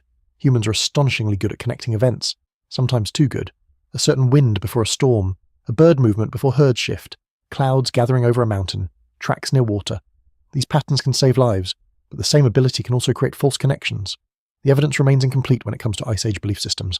Yet it is likely that humans explained the world through stories, signs, forces, and meanings long before formal science. Pattern seeking is powerful because the world does contain patterns, but no mind can know in advance which ones are real. This is the origin of a deep human contradiction. The brain is a survival organ, not a perfect truth machine. It prefers a rough answer quickly when danger feels near. It fills gaps. It recognizes faces and shadows, intentions in accidents, messages in coincidence. In a dangerous landscape, a false alarm is often cheaper than a missed threat. In a modern world, the same tendency can fuel superstition, conspiracy thinking, and needless dread. No single explanation fully accounts for these modern patterns, but ancient threat detection is part of the background. Memory, too, is shaped by survival. The brain does not record life evenly. It marks emotionally charged events with special force. A place where someone was injured becomes memorable. A food that caused sickness becomes suspect. A sound heard before danger becomes meaningful. This is not academic memory. It is landscape memory, body memory, survival memory. The Ice Age mind stores warnings and fear because fear makes forgetting harder. But memory is not only personal. In a social species, memory spreads. One person's danger becomes the group's lesson. A story can carry fear safely across generations. It can tell children not to walk on certain ice, not to eat a certain plant, not to camp in a valley where floodwater once rose at night. Over time, useful memory may become tradition. Tradition may become taboo. Taboo may preserve practical knowledge after the original reason is partly forgotten. A lesser-known detail is that boredom may also be part of this story. The human brain dislikes prolonged understimulation because, in ancestral environments, attention often needed an object. Watch the horizon, repair the net, listen for animals, learn a tool, track a child, study clouds. Modern boredom in safe rooms can feel almost painful because the mind evolved to engage with changing surroundings, not blank repetition without purpose. It searches for novelty because novelty once mattered. The Ice Age brain is also deeply temporal. It lives in the present, but survives by stretching into the future. Store fat before hunger, dry hides before storms, repair tools before travel, remember where animals moved last year, choose mates, allies, routes, and camps with consequences beyond the day. This future-thinking ability gives humans enormous power, but it also opens the door to worry. An animal may fear what is here. Humans can fear what is not yet here and may never arrive. That capacity still shapes modern life. People worry about imagined losses, future failures, social rejection, illness, scarcity, and dangers they cannot see. Sometimes this becomes painful and excessive, but the raw ability is ancient and useful. Without it, there would be no winter preparation, no long-distance migration, no toolkits, no stitched clothing made before the worst cold, no stored knowledge passed to children. The brain's cost is immense. It consumes a large share of energy, especially for its size. Keeping such a brain alive through famine and cold is expensive. Therefore, it must pay for itself. In the Ice Age, it pays by coordinating the body with time, people, tools, and landscape. It remembers routes the feet must walk. It imagines tools the hands must make. It reads faces the group must trust or fear. It turns scattered signs into decisions. Modern people often feel trapped by this ancient mind. It worries at midnight, seeks patterns in uncertainty, remembers insults too vividly, fears exclusion, craves control, and reacts to symbolic threats as though they were physical.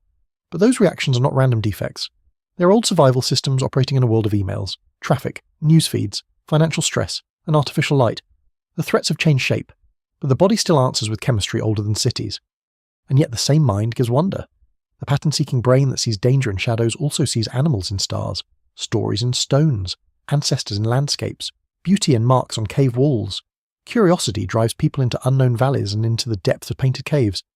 Fear protects the group, but imagination enlarges it. Planning prepares for winter, but also for ritual, art, and memory. The Ice Age brain is not merely anxious. It is meaning-hungry. On the cold edge of evening, a human hears something beyond the firelight.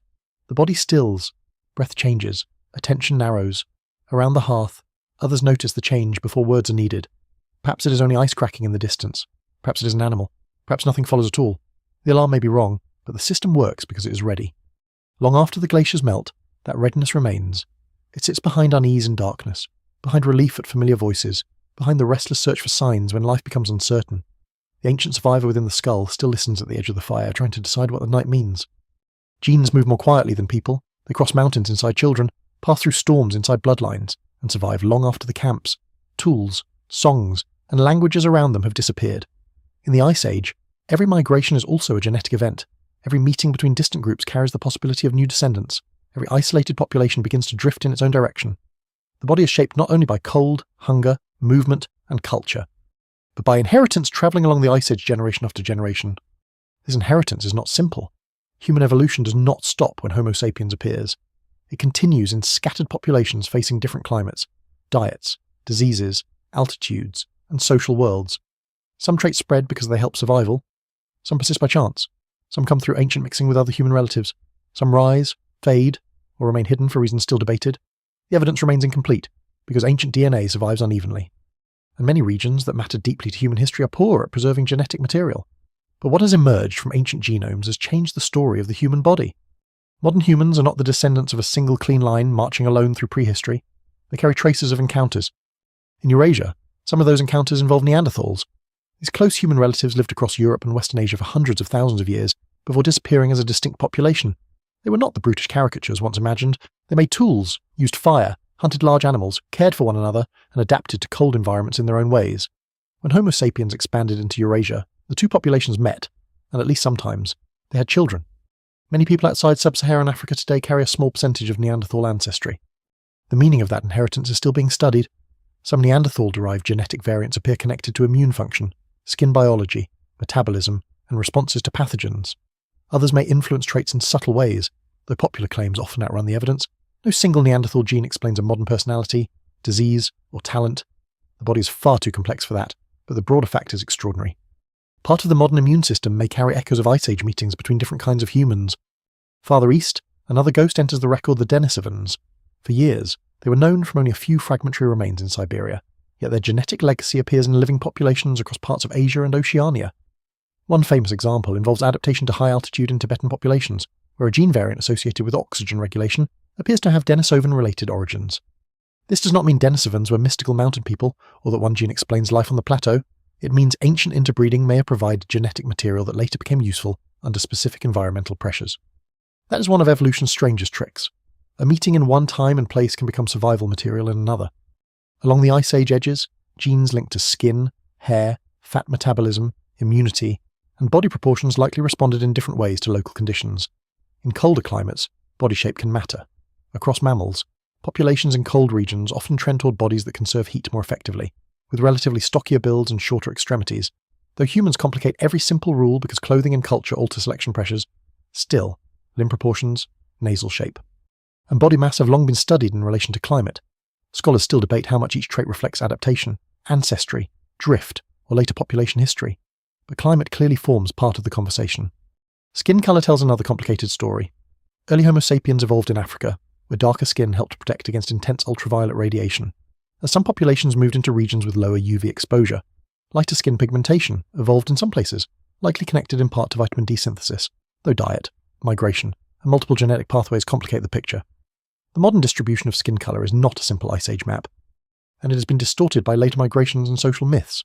But at its root, skin is an organ negotiating sunlight, nutrition, and environment across deep time. The Ice Age also changes disease pressures. Cold itself does not eliminate infection. Crowding in shelters, smoke exposure, parasites, wounds, contaminated food, and contact between groups all carry risks. A strong immune response can save life, but an overactive one can damage the body. Some ancient immune variants may have helped ancestors face old pathogens while increasing susceptibility to inflammatory problems today. The evidence remains incomplete. And modern disease risk cannot be reduced to ancient ancestry alone. But the theme returns yesterday's advantage can become today's burden. A lesser-known detail is that genetic survival is often about population size as much as individual adaptation. Ice Age humans sometimes lived in small, scattered groups. Small populations can pass through bottlenecks, where only a fraction of genetic diversity survives. A storm, famine, epidemic, or failed migration may leave descendants from only a few individuals. Genetic drift can then make certain variants common for reasons unrelated to usefulness. This means the body's inheritance is not always an elegant design. Sometimes it's a record of who happened to survive. This should make the human body feel more fragile, not less. It is not a perfectly engineered machine. It is a patchwork of old solutions, accidents, compromises, borrowed variants, lost possibilities, and survival under pressure. Evolution works with what exists. It does not begin again with a clean blueprint. A trait that helps in childhood may harm in old age. A response that protects against infection may increase inflammation.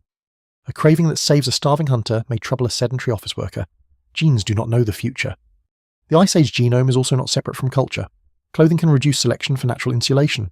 Cooking can change digestive pressures. Fire can alter exposure to smoke. Migration can bring new foods. Social care can allow injured or vulnerable people to survive and reproduce. Technology does not stop evolution. It changes the environment in which evolution happens.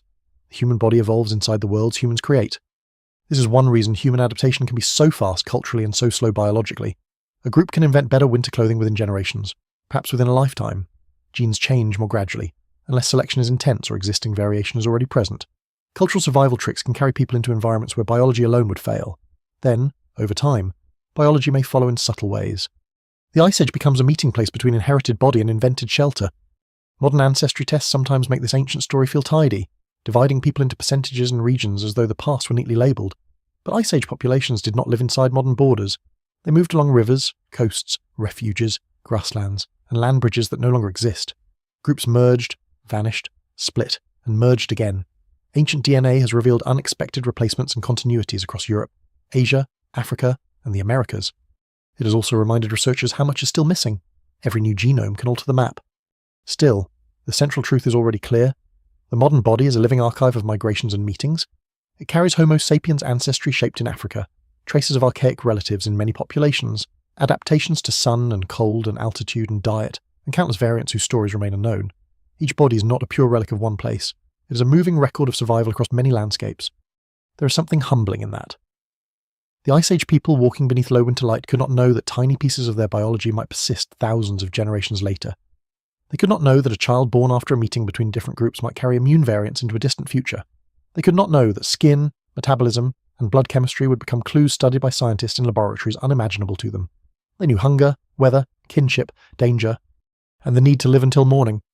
Genes along the Ice Age did not move with purpose toward the modern world. They moved because people moved, loved, survived, struggled, and sometimes disappeared. The legacy inside the body is therefore not a simple triumph. It is a record of contact and loss, adaptation and accident, inheritance and extinction. Some lineages continued, others ended without a trace. Some vanished as peoples, but remained as fragments inside descendants who would never know their names. And so the modern human body is not only shaped by the Ice Age, it is crowded with it. In the immune response to a virus, in the skin's conversation with sunlight, in the body's handling of cold, in the hidden ancestry folded into chromosomes, deep time remains active, the ice has retreated, the land bridges have drowned, and the other human species are gone as living populations. But the meetings along those ancient edges are not entirely gone. They continue in the body quietly, cell by cell, cell by. The end of the Ice Age does not arrive like a door opening, it comes unevenly, with false starts, reversals, floods, warm pulses, bitter returns, and landscapes changing faster than many animals can follow. Ice sheets begin to shrink, rivers swell with meltwater, sea levels rise, coastlines move inland, valleys that were open paths become lakes, marshes, forests, or drowned shells beneath the sea. For humans, the warming world is not simply gentler, it is unfamiliar. The great cold plains begin to lose their old shape. The mammoth steppe, once vast and productive, fragments as temperature and moisture patterns shift. Forests expand into places that have been open grassland. Some animals adapt by moving, shrinking their ranges or changing behaviour. Others decline. Mammoths, woolly rhinoceroses, giant deer, and other Ice Age megafauna disappear from many regions, though not all at once and not for one simple reason. Scholars still debate the balance between climate change, human hunting, habitat transformation, disease, and population vulnerability. No single explanation fully accounts for every extinction in every place. But the outcome is clear: the world humans knew is being rearranged. For people whose lives are tied to animal movements, this is a deep disruption. A herd that once returned reliably may shift north, vanish into forest, or collapse. Open sightlines disappear under trees. Hunting strategies built for steppe may fail in denser woodland. New plants appear, new waterways open, and old camps become useless. The body trained for endurance and uncertainty still matters, but now survival demands new kinds of attention. Tracking in forest is different from watching across open plains. Fishing, trapping, gathering nuts, using boats, and exploiting wetlands may become more important in many regions. Rising seas may be the most haunting transformation. During the coldest glacial periods, so much water is locked in ice that sea level sits far lower than today. As the planet warms, meltwater returns to the oceans, slowly in some centuries, abruptly in others. Shorelines creep and then surge across the land. Coastal camps, burial places, shellfish beds, freshwater springs, and migration routes disappear beneath waves. What survives in the record suggests only part of the story. Because many places where late Ice Age people lived are now underwater, the missing evidence is not absence of life, it is drowned memory. A lesser-known detail is that some of the most important human landscapes may have been coastal plains now lost. These were not empty margins. Coasts can offer rich food fish, shellfish, birds, sea mammals, plants, driftwood, fresh water, and travel routes. When sea levels rose, they erased not only land, but also evidence of how people adapted during a crucial transition. Modern archaeology sees the inland survivors more clearly than the submerged majority. The past is biased toward what stayed dry. The warming also brings danger from water itself. Melting ice can form enormous glacial lakes held back by ice dams or unstable barriers. When these fail, floods can tear across landscapes with astonishing force. Some late Ice Age flood events reshape entire regions, scouring channels, moving boulders, and leaving signs that geologists still study. It would be careless to connect every ancient flood story directly to one event.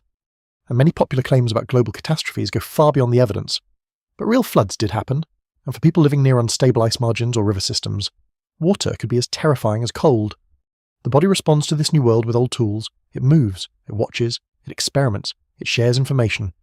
The long endurance built on Ice Age roads now carries people into forests, along rivers, across islands, and toward new food systems. Hands that once sewed cold weather clothing also weave nets, shape hooks, make traps, hollow boats, and process seeds. Fire clears, cooks, preserves, and gathers people in changing landscapes.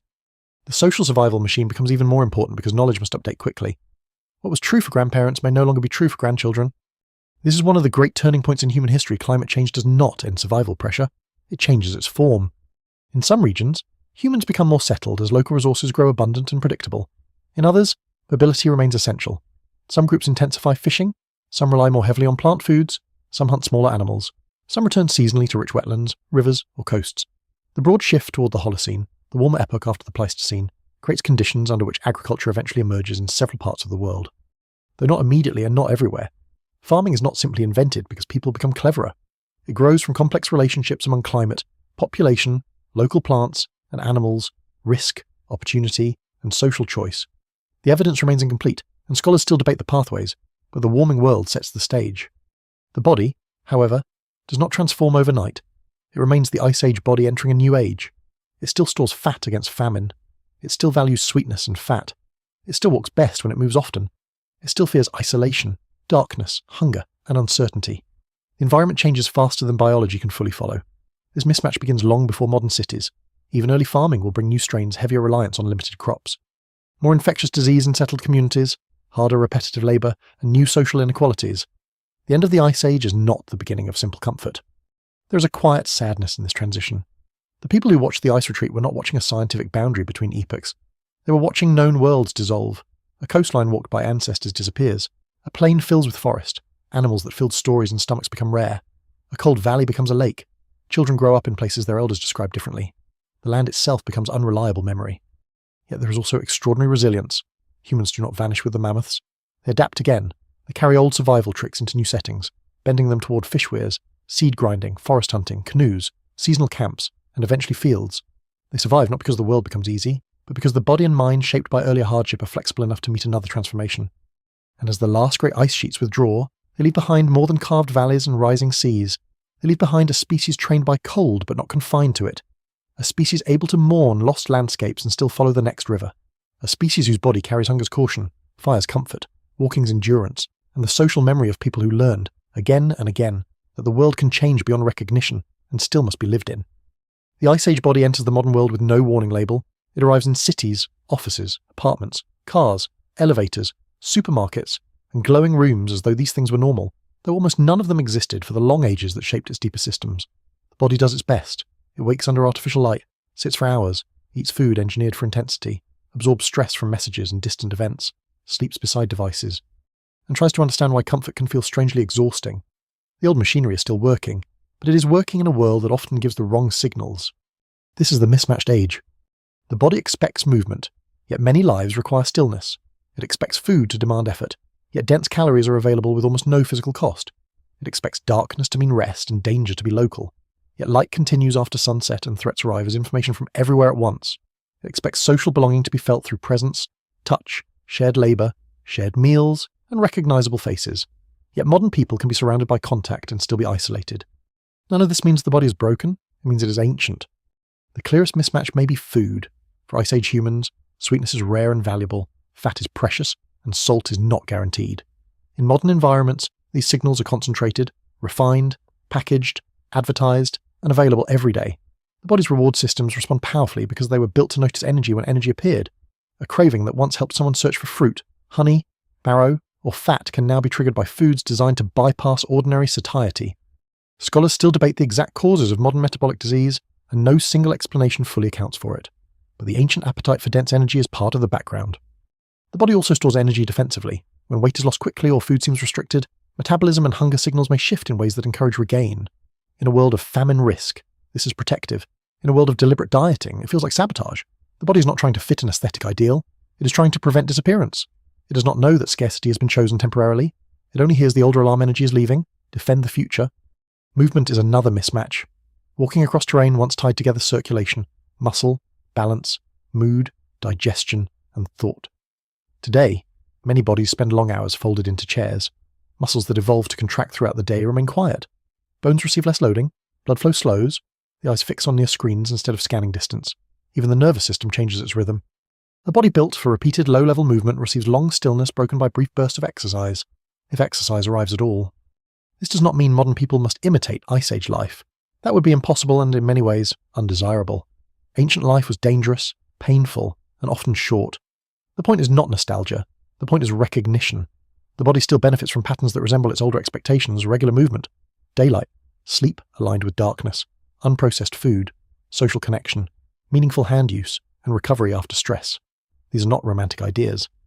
They are biological continuities. Stress may be the most subtle mismatch. In the Ice Age, danger usually demands action. Run, hide, fight, gather, repair, move, call the group, tend the fire, seek food. Modern stress often demands waiting. A person worries about money, status, illness, deadlines, reputation, politics, messages, or distant disasters while sitting still. The body releases ancient chemistry for action, but action may not solve the problem. Heart rate rises, muscles tense, appetite changes or as sleep becomes lighter. The mind scans for threat. The old system is activated without the old release. This is why modern anxiety can feel so physical. It is not merely thought, it is the body preparing for uncertain danger. In ancestral settings, uncertainty might mean weather, predators, hunger, injury, or conflict. In modern settings, uncertainty may mean an email, a bill, a medical test, a social silence, a future that cannot be controlled. The nervous system does not always distinguish symbolic threat from immediate threat. It responds with tools older than language. Sleep reveals another mismatch.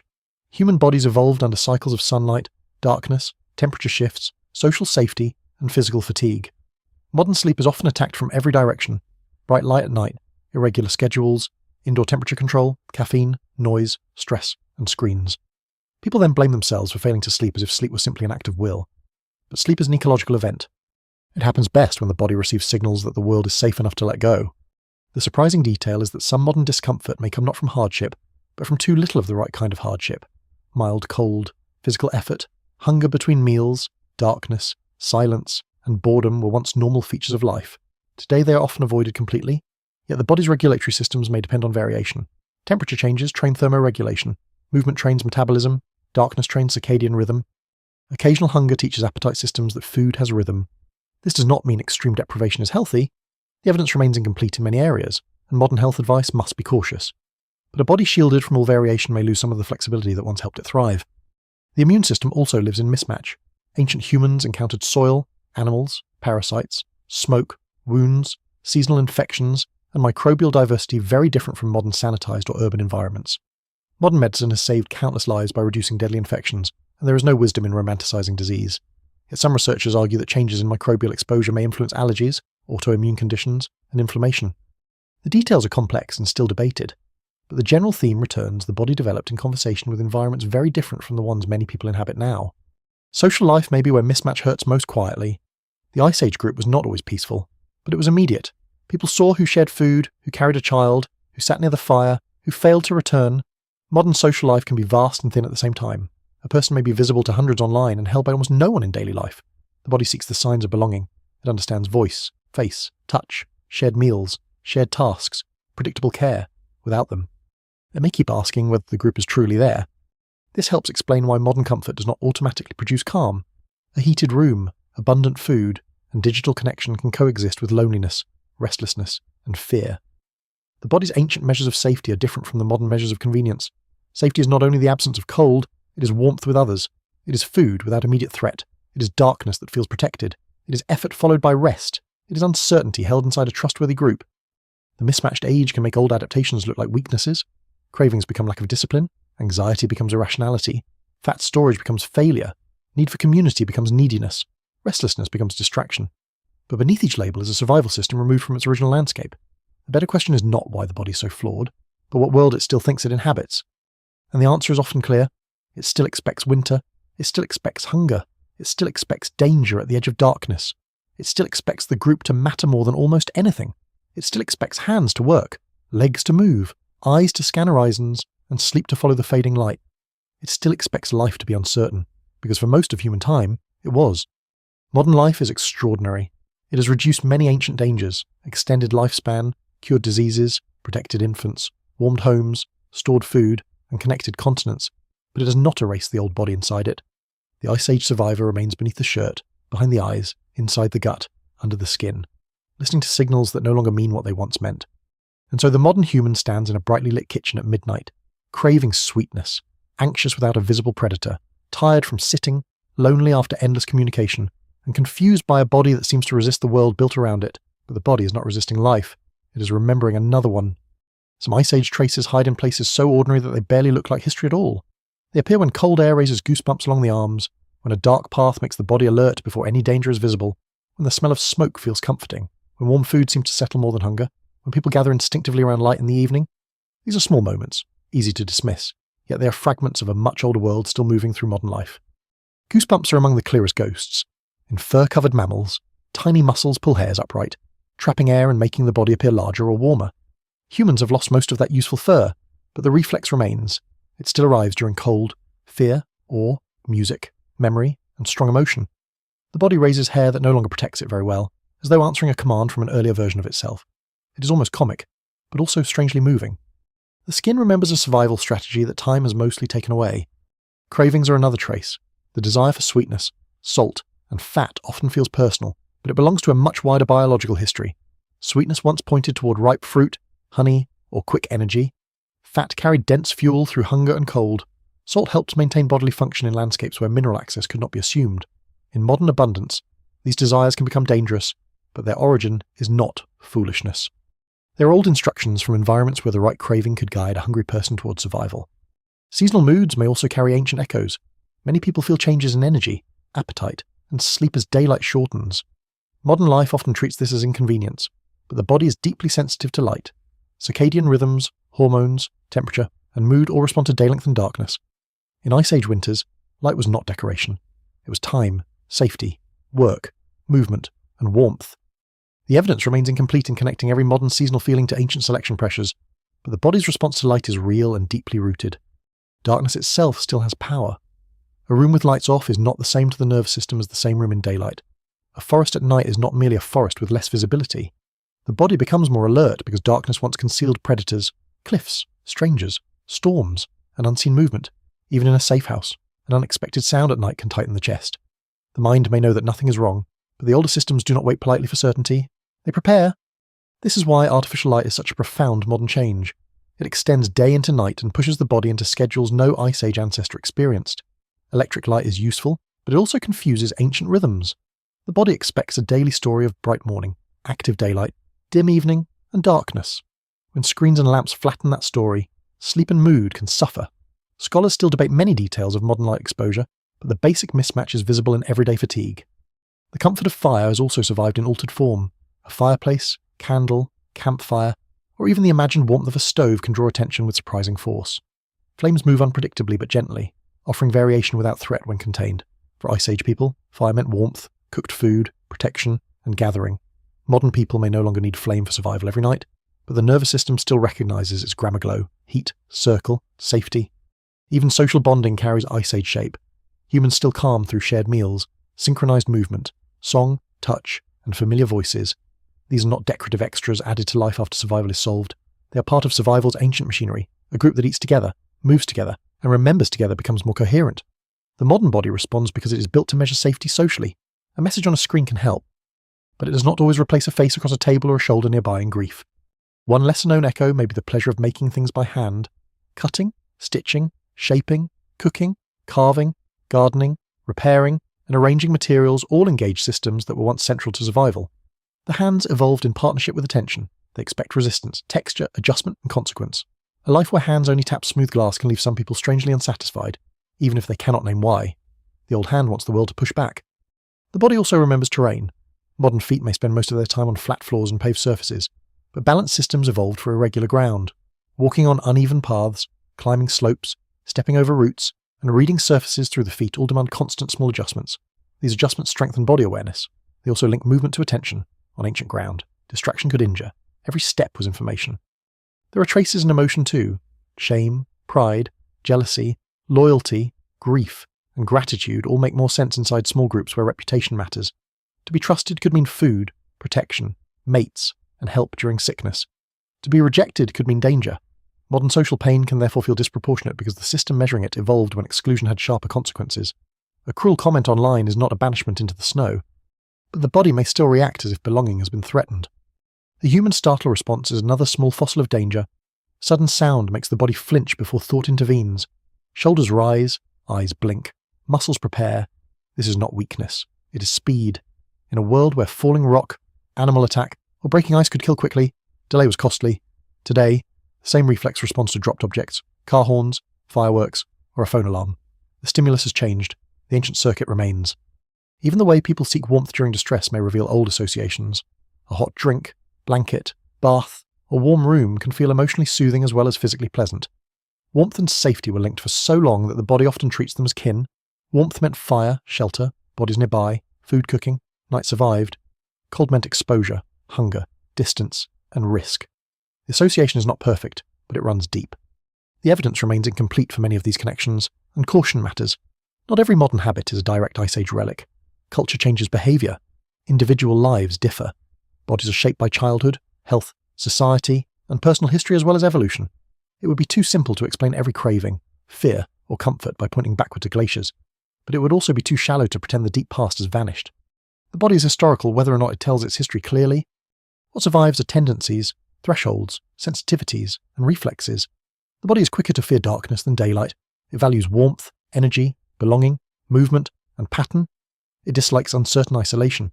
It reads faces obsessively. It stores emotional danger strongly. It seeks rhythm in light and sleep. It responds to cold with old commands. These are not museum artifacts. They are active inheritances. Modern life often covers them with new meanings.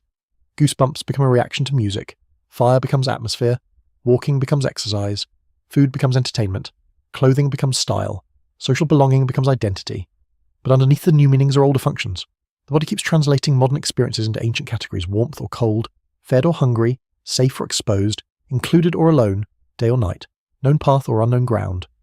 This is why the Ice Age is not distant in the way stone tools are distant. It is close because it shaped the systems through which closeness is felt. It shaped the hunger before a meal, the relief after warmth, the unease in darkness, the longing for others, the satisfaction of movement, and the quiet pleasure of making something useful with the hands. Everyday life is therefore full of hidden archaeology, not the archaeology of buried camps or carved bones, but the archaeology of sensation. The body is a site, its reflexes are artifacts, its comforts are clues, its fears are weathered remains of old landscapes. And if a person stands outside on a cold evening, watching breath turn pale in the air while the skin tightens and the hands seek warmth, the distance between now and the Ice Age suddenly becomes thinner.